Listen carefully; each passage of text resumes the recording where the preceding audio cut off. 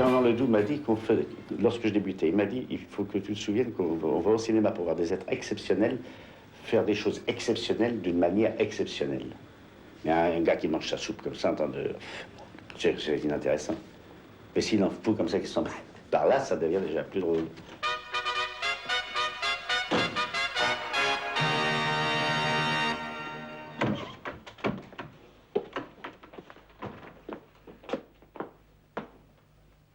Alors, mon bon Gerbert, ça va? Ça va. Ça va qui? Mon adjudant.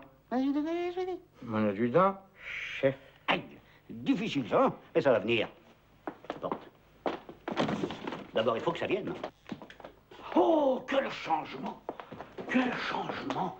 Quel beau bureau! Oh! Mon bon Gerbert, je suis navré de prendre ainsi possession de votre bureau. Je vous en prie. Je vous en prie, qui? Mon adjudant. Quoi? Chef! Chef! Chef! Chef! Chef! Adjudant! Chef! Adjudant! Chef! Adjudant! Chef! Le chef! Milieu des années 60, la France découvre un nouveau comique qui fait exploser de rire des salles entières. Une star est née, son nom, Louis de Funès. Ce sont 8 millions d'entrées pour le premier gendarme, celui de Saint-Tropez.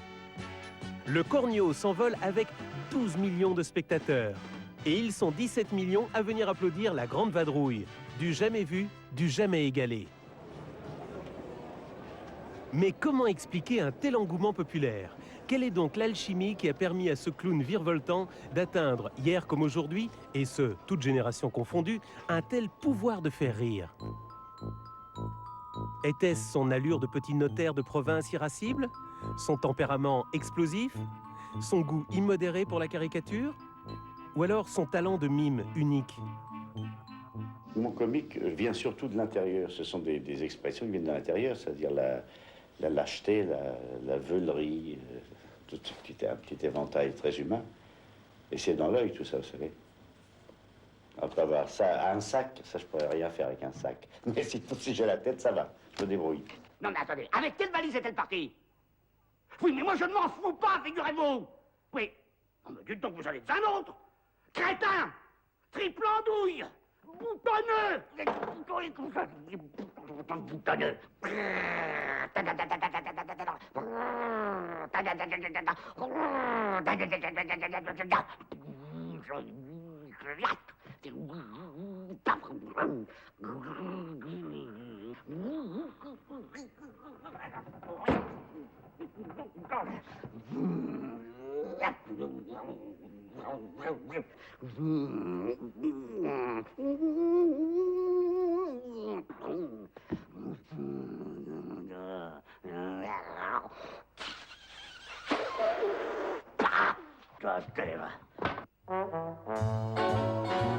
Diablotin sorti de sa boîte.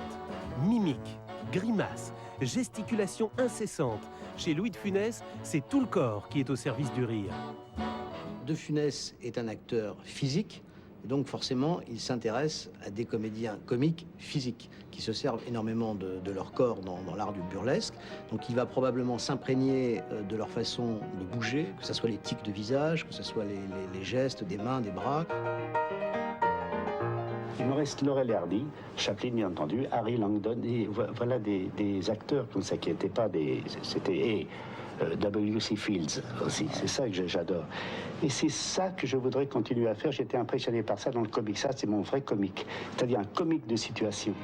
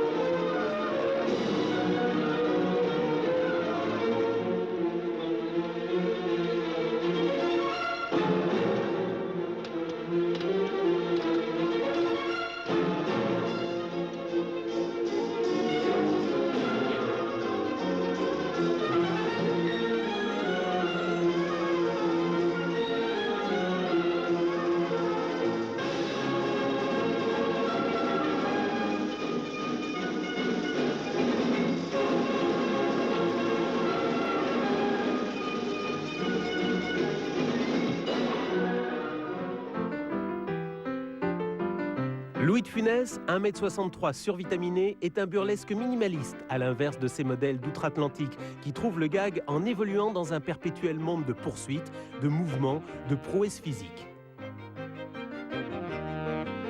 Louis de Funès, lui, se limite à un espace plus confiné, plus théâtral. Des lieux fermés dans lesquels il bondit, il bouge, il trépigne, avec autant d'efficacité pour provoquer le rire. Propriétaire d'un véritable petit stade. Un stade, comme ça, un stade.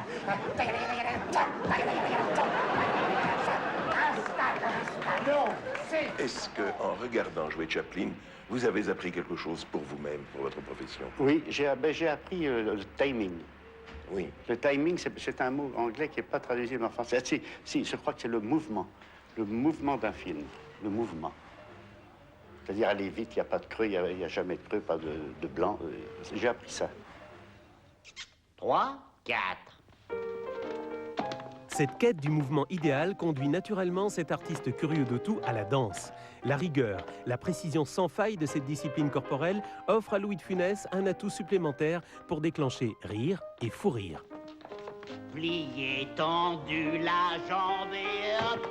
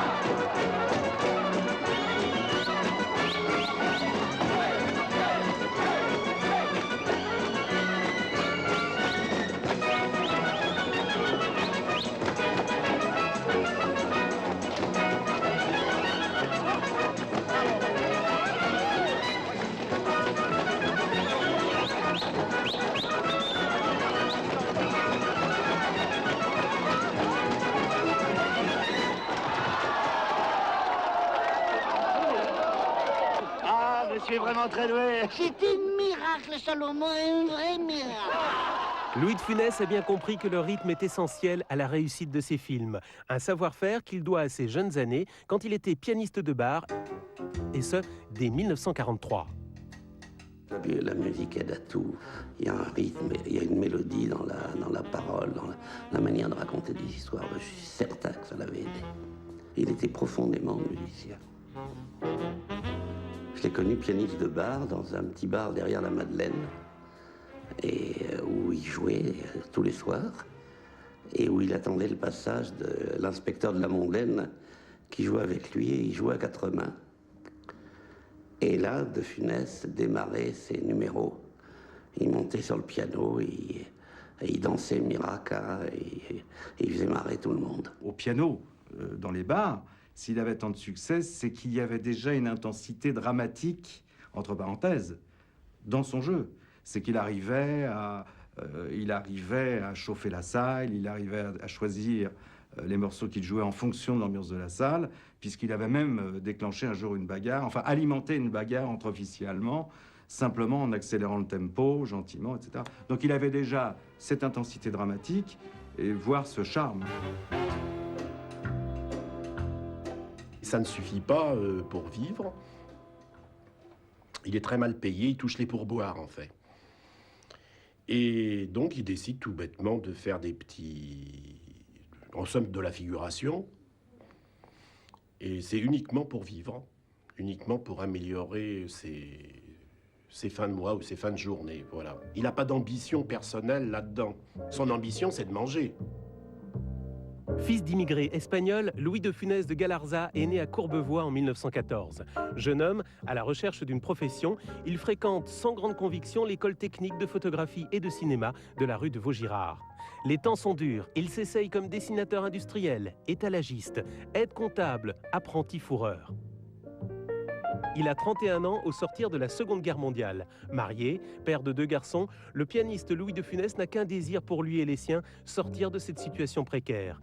Le cinéma lui semble alors une issue possible. Il décide de tenter sa chance comme comédien, et cela dans l'unique but de mieux gagner sa vie.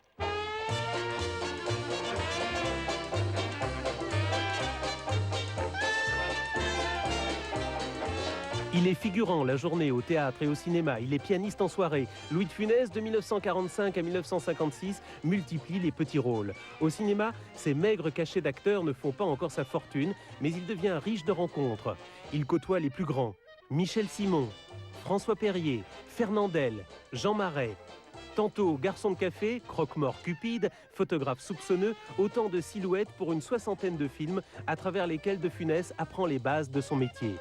Pourtant, longtemps, producteur et réalisateur ne voient dans ses prestations qu'une forme de comique vouée au second rôle. Je pense qu'à ce moment-là, effectivement, les scénaristes, dialoguistes comme Janson d'abord et puis après Audiard écrivent des rôles un peu sur mesure pour des acteurs qu'on considère comme justement des acteurs capables d'avoir des grands rôles à l'écran bavards, ce qui n'était pas a priori le cas de Funès, du moins le pensait-on, à tort sans doute. Et donc on n'écrit pas, on va pas le chercher, on le considère toujours comme un pantin gesticulant qui passe entre Brigitte Bardot et Jean Gabin ou Bourvil. Mais on n'a pas en tête l'idée que justement il peut faire mieux que la scène de la cave de la traversée de Paris, plus long, et donc on n'écrit pas vraiment pour lui à ce moment-là. Il faut dire que les comiques qui font recette dans les années 50 ont pour nom Darry Cole, Francis Blanche, Bourvil, Fernandel ou bien encore Fernand Reynaud. Ces stars du grand écran, contrairement au jeu extravagant de Louis de Funès, sont des hommes de verbe. Le mot est leur arme de prédilection. Tout le monde la réclame. Hier, j'avais du mou, en veux-tu, en voilà, personne n'en voulait. Aujourd'hui, j'ai pas... À quelle heure vous atterrissez? Entre des comiques venus de la province, venus du terroir, même Bourvil qui est bien installé déjà et qui va retrouver quelques années plus tard. Bourvil incarne le naïf normand, Fernandel incarne le provincial méridional marseillais, etc. Dans la lignée d'un Rému, et de Funès a du mal à s'installer sur ce créneau. Il n'a pas encore trouvé, on ne l'a pas encore apporté le mode d'expression idéal qui va lui permettre d'exploser un peu plus tard.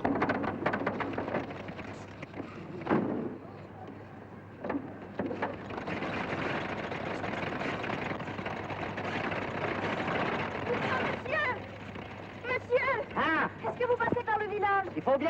Oh, je vous demande pardon, vous seriez tellement gentil. Il faut absolument que je rattrape quelqu'un. Il est parti? Non, à bicyclette. Oh, bah alors là, mon vieux, moi, je réponds de rien. Oh. Bah, il y a longtemps? Oh non, il vient de partir, on le voit presque. Oui, bon, oui, alors,